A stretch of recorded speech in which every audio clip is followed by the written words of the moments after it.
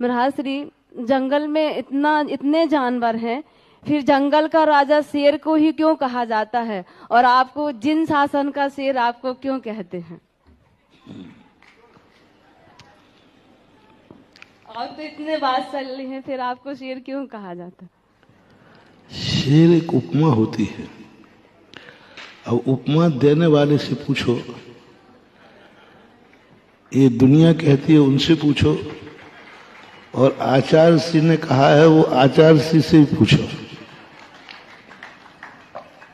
क्योंकि उपमाएं दी जाती हैं और जब उपमा कोई देता है तो उस महिमा के वर्णन उपमा देने वाला ही बता सकता है। रही बात जंगल के शेर की, तो उसका शेरत्वपना ऐसा है कि वो पराधीन नहीं होता।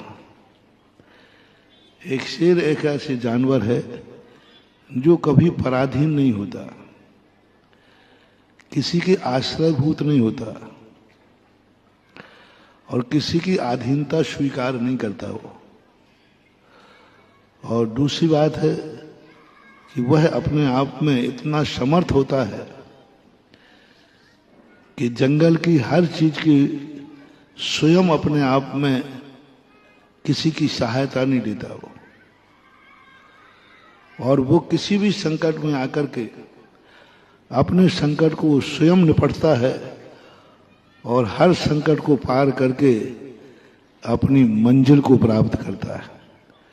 शेर को कोई रोक नहीं सकता, शेर रुकता भी नहीं है। यदि उसने ठान लिया कि हमें जो इस रास्ते से जाना है तो उसी रास्ते से जाएगा।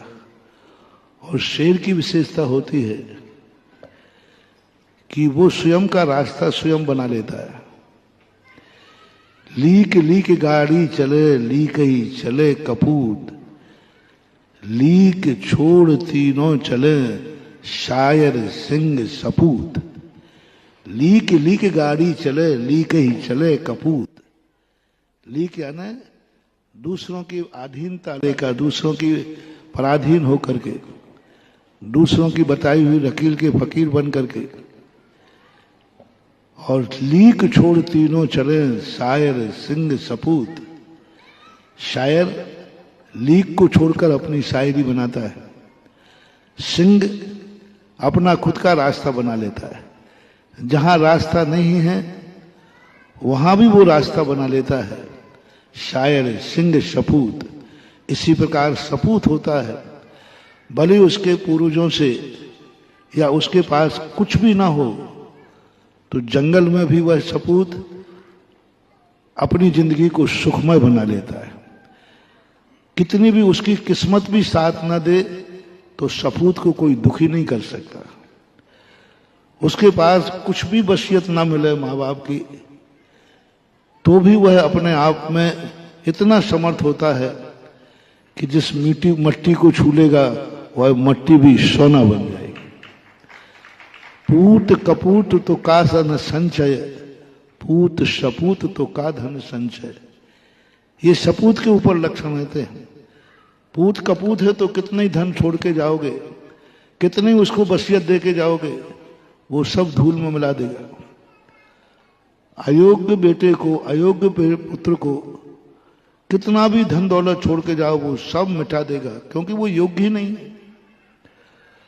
और योग्य यदि सपूत है, उसको एक कौड़ी भी कोई छोड़ के ना जाए, पिता उसको किंचित मात्र वसीयत दे के ना जाए, तो भी सपूत तो है। अपने खुद के हुनर से वो इतनी ऊंचाइयां छू लेगा। तो पूत सपूत तो का धन संचय। यदि पूत सपूत है तो उसे किसी की सहारे की जरूरत नहीं होती। इसे और जितने भी विघ्न बाधाएं आए, उन बाधाओं को बाधा मानते ही नहीं। शेर एक ऐसी चीज है जो बाधाओं को कभी बाधा नहीं मानता।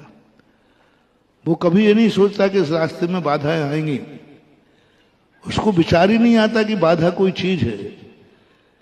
शेर ऐसा मन में भावना बनाता है कि वो ये नहीं जानता कि दुनिया में बाधा नाम की भी कोई चीज है। वो तो एक बना लेता है, जिसको मैंने लक्ष्य बना लिया उसके बीच में कभी बाधा नहीं आ सकती।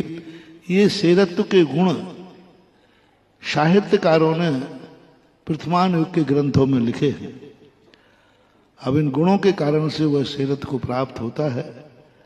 अब रही बात उपमा की, तो उपमाधारी तो उपमा देने वाला ही उसको अच्छी तरह समझा सकता है, बता सकता है।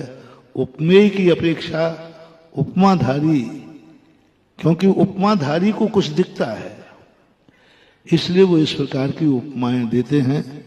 ऐसा